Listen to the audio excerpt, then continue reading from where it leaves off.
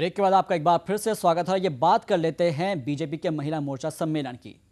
भोपाल में आज पार्टी कार्यालय में प्रदेश बीजेपी महिला मोर्चा का सम्मेलन है, जिसमें पार्टी के प्रदेश अध्यक्ष नरेंद्र सिंह तोमर समेत कई नेता शामिल होंगे।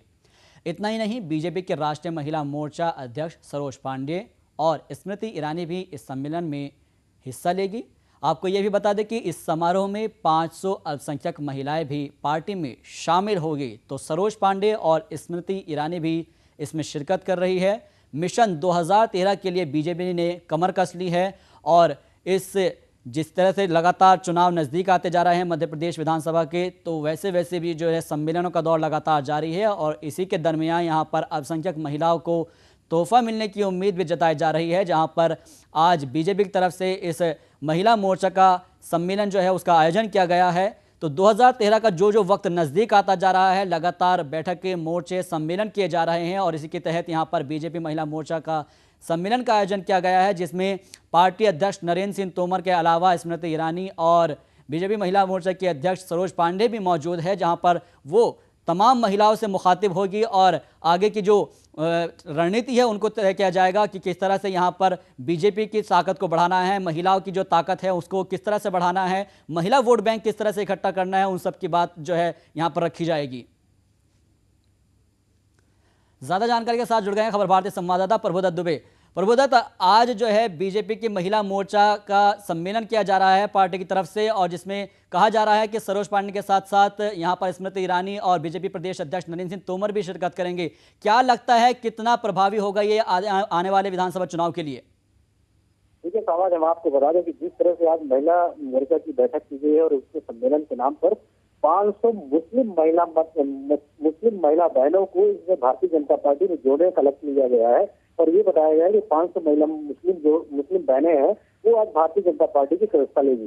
तो निश्चित रूप से जिस तरह से युवाओं को जोड़ने की एक शैली बनाई थी भारतीय जनता पार्टी ने और कांग्रेस ने जो लुभाने की कोशिश की थी युवाओं को, उस तरह से महिला वोटरों पर तेल लगाने के लिए कि परिवार का एक व्यक्ति जब महिला जुड़ती है तो उस परिवार से लगभग पूरे सदस्य जुड़ जाते हैं। उस कड़ी पे भारतीय जनता पार्टी ने उस वोटरों को लुभाने के लिए और खासकर के मुस्लिम जो पिछड़ा वर्ग के लोग हैं मुस्लिम वोटरों को लुभाने के लिए आज ये पूरी कवायद की है। उसके साथ में महिला मुस्लिम बहनों को आज भारतीय जनता पार्टी ने 500 महिला मुस्लिम को भोपाल सिटी के हैं उनको जोड़ने का लक्ष्य रखा गया और उनकी सदस्यता भारतीय जनता पार्टी में दिलाई जा रही है।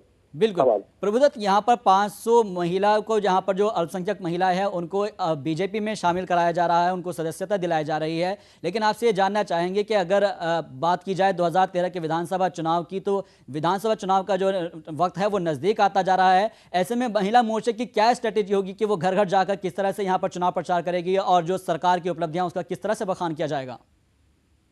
आवाज जिस तरह से अभी कार्यक्रम हुआ था कि महिला मोर्चा का बहुत बड़ा सम्मेलन किया गया था भोपाल में, उसको लेकर के ये लगाया जा रही थी कि ये 25 सितंबर की बैठक का 25 सितंबर को जो आने वाले मोदी हैं उनकी बैठक को लेकर के ये आयोजन किया जा रहा था। उसकी तैयारियों की बैठक की जा रही थी जिसमें भारी संख्या में महिलाओं को यहाँ पर बुलाया गया था। इसी के तहत में आज एक बार फिर से महिला मुस्लिमों को बाहर निकालने के लिए कि वो बाहर निकले और आकर के भारतीय जनता पार्टी के घर घर में जाकर के प्रचार करें, उसके लिए आज महिला मुस्लिमों को यहाँ पर भारतीय जनता पार्टी ने जोड़ने का काम किया है।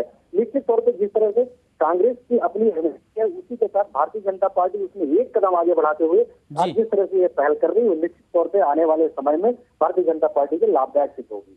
जी प्रभुदत्त, क्या माना जाए जो 25 तारीख को जम्बूरी मैदान के अंदर कार्यक्रम होने वाला है, माकूम होने वाला है कार्यकर्ताओं का, उसके अंदर इसमें किस तरह की मदद मिलेगी जिस तरह से आज ये सम्मेलन हो रहा है?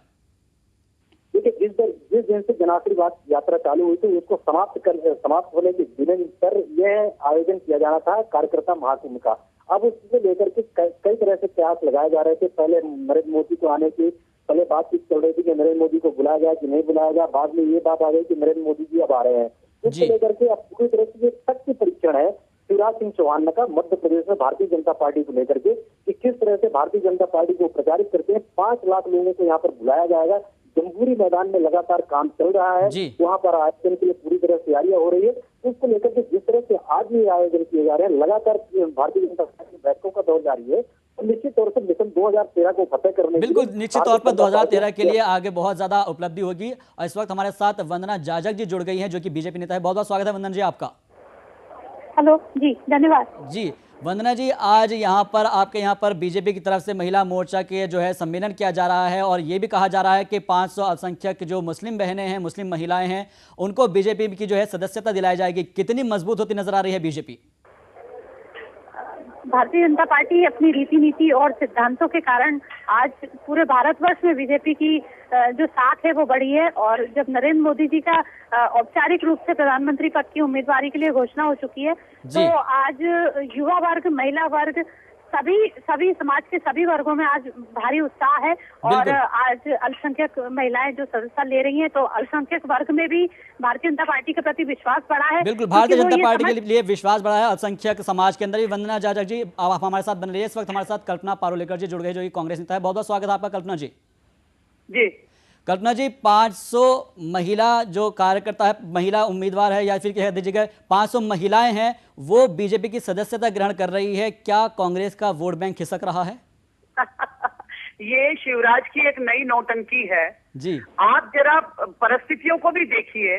इधर 500 महिलाएं अल्पसंख्यक बीजेपी में ज्वाइन कर रही हैं, उधर इंदौर में दंगा हो जाता है, इंदौर के दंगे के बाद उज्जैन में दंगा हो जाता है, उज्जैन में दंगे के बाद महत्वपूर्ण में संवेदनशील एरिया है, वहां पर तनाव बढ़ जाता है।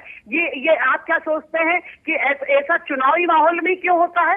सिर्फ चुनाव के समय क्यों होता है? और ऐसे में सिर्फ बुर्का पहन के 500 महिलाओं को आगे कर देना और ये कहना है कि अल्पसंख्यक है और इनका रुझान बीजेपी की तरफ है, क्या आपको हास्यास्पद नहीं लगता? बिल्कुल, इसका जवाब पूछ लेते हैं वंदना जी से। वंदना जी, क्या कहेगी आप इस पर?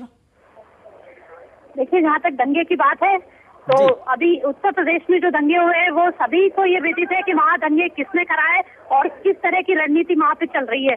इसलिए भारतीय जनता पार्टी के लिए अगर ये लोग ये कह रहे हैं कि ये शिवराज की नौटंकी है, तो ये लोग खुद इतनी ये इनका मानसिक मैं कहूंगी एक विकृति है कि जो ये दिवालियापन है, जो ये समझ नहीं पा रहे हैं कि ये शिवराज जी की नौटंकी है या ये असल मायने में भारतीय जनता पार्टी से जो बिल्कुल मानसिक विकृति की बात की जा रही है यहाँ पर। वंदना जी, कल्पना जी, आपसे बस इसका जवाब चाहूंगा क्योंकि वक्त मेरे पास कम है। जी हाँ, इसका जवाब मेरे पास ये है कि देखिए, सवाल आपने ये पूछा है कि मध्य प्रदेश की महिलाएं बीजेपी ज्वाइन कर रही हैं, इसमें उत्तर प्रदेश का मामला मत लाइए। इन वंदना जी से पूछिए कि इंदौर के बारे में क्या कहना है, उज्जैन के बारे में क्या कहना है। और विगत 10 सालों में भारतीय जनता पार्टी, जिसमें शिवराज खुद 8 साल रहे हैं, इन्होंने मुसलमानों के लिए क्या करा? ये आज एन वक्त पे इनको ये मुस्लिम प्रेम क्यों सूझा है?